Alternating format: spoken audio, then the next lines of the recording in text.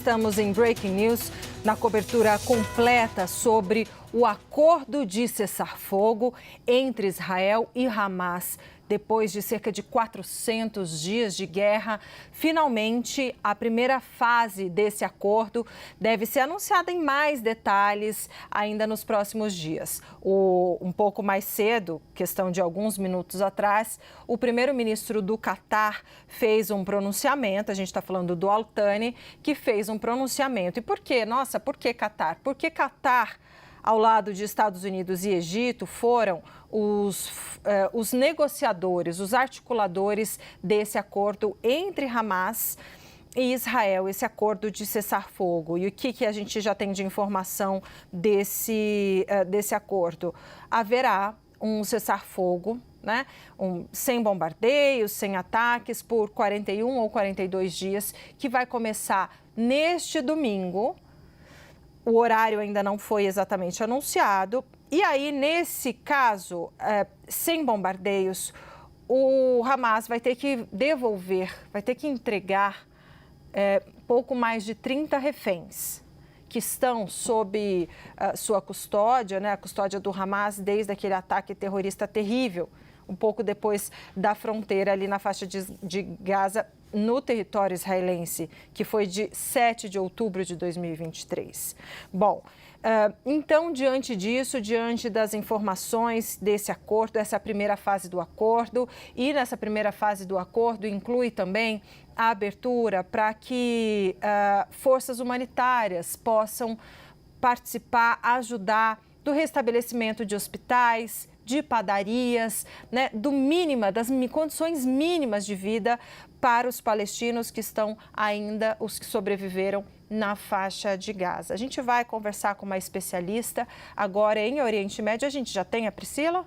Já temos? Então, daqui a pouquinho. Então, ainda não, vou trazer mais informações para vocês, que a gente vai conversar com uma especialista daqui a pouco. Eu trago daqui a pouquinho. Mas eu quero contar para vocês um pouco mais de detalhes sobre os anúncios, os pronunciamentos que estão sendo feitos. Então, eu falei do primeiro-ministro do Catar, o Al Thani, que fez um pronunciamento agora dando alguns detalhes, e a todo momento ele falava, mas a gente espera que as partes cumpram o acordo. Porque é uma dúvida, na verdade. Está todo mundo muito animado, celebrando, mas sempre há uma dúvida. Será que o Hamas vai cumprir sua parte, entregar os reféns e também não atacar, por exemplo, israelenses que ainda estão na faixa de Gaza e que terão uma permissão para ficar em áreas menos populosas? Será que eles vão ser atacados ou não? Será que Israel vai de fato suspender e respeitar o cessar-fogo por esses pouco mais de 40 dias? Então, claro, são perguntas que o mundo se faz. Agora a gente vai acompanhar ao vivo as últimas informações desse assunto lá com a CNN Internacional. A tradução é de Nathalie Graue. A maioria dos reféns continuará em Gaza. Mais de 30 estão presumidamente mortos. E há uma confirmação do governo, infelizmente, uma estimativa de que muitos estão mortos e que homens não farão parte dessa libertação da primeira fase. E um deles é Abinatan Or, ele tem 30 anos de idade e, portanto, ele não será libertado no grupo da primeira fase porque ele tem mais de 50 anos. Ele é o namorado de uma das reféns que foi resgatada em julho. Então, eles dois foram sequestrados do Festival de Música Nova e isso é uma representação das pessoas que não voltarão para casa, pelo menos nessas primeiras 6 semanas da fase 1 do acordo para a libertação dos reféns.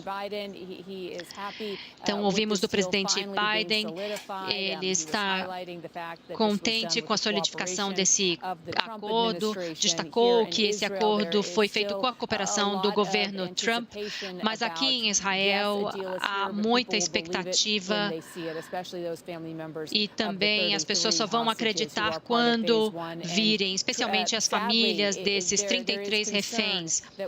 E, infelizmente, há preocupações.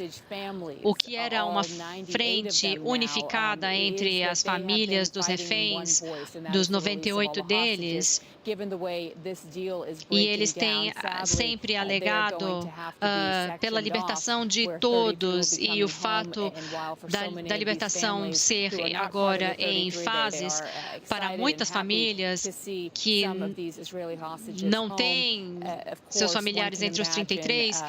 É claro que eles ficam felizes, mas há também frustração e dor sabendo que seus familiares não estarão neste primeiro grupo, pelo menos nas primeiras 6 semanas. Sim, Biana, isso deve ser devastador saber que você deve esperar pela segunda fase.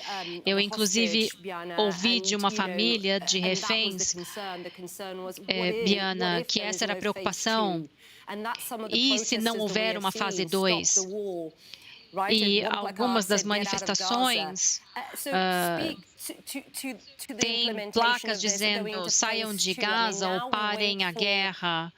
Então, agora estamos esperando pela questão política para Netanyahu aprovar esse acordo. Essa é a próxima fase, não é, nesse acordo? Exatamente, esse é o próximo passo. Ele talvez tenha uma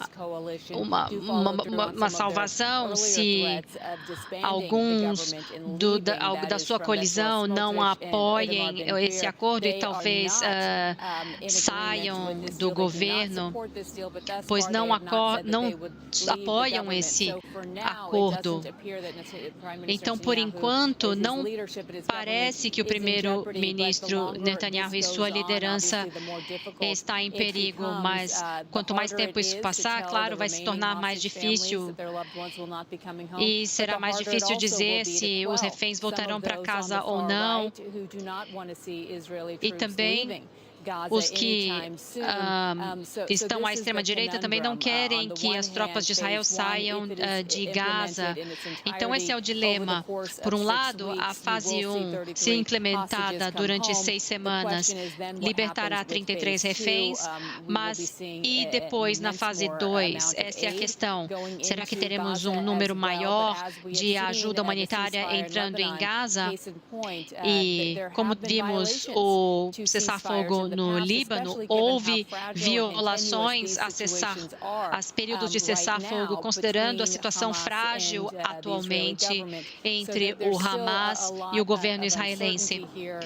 Portanto, há muita incerteza ainda no ar.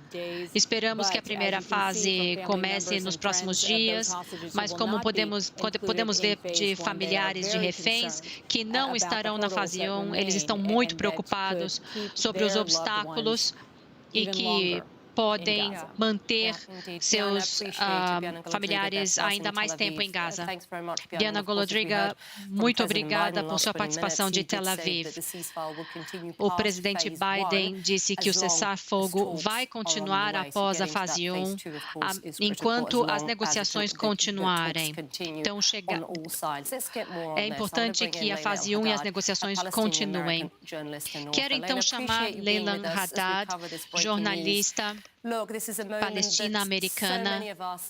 Bem, este é um momento que muitos de nós esperamos por muito tempo, que o povo palestino tem esperado, as famílias dos reféns.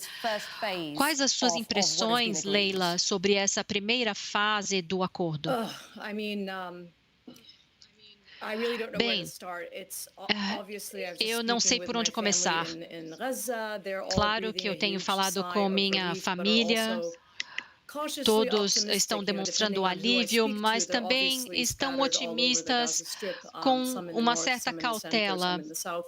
Tenho falado com alguns na faixa de Gaza, ao norte e ao centro, e como você disse, Israel já sabotou acordos anteriormente. É por isso que há muita incerteza sobre essas diferentes fases e a implementação dos detalhes. Mas eu acho que, no geral, todos devemos concordar que já era tempo.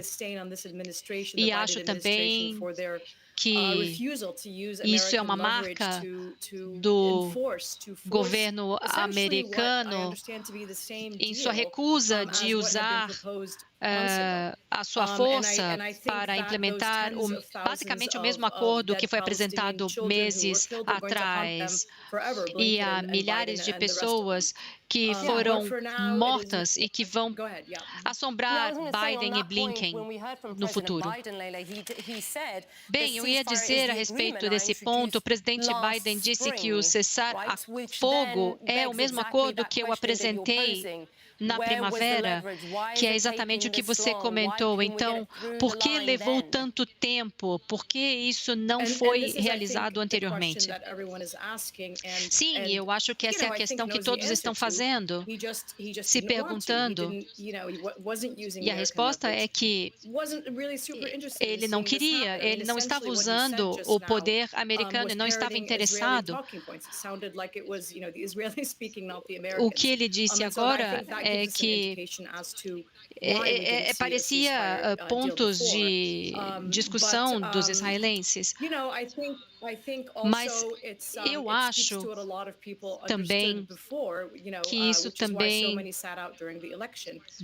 mostra que muitas pessoas entendiam isso antes, só por conta das realidades políticas e de quem será o crédito.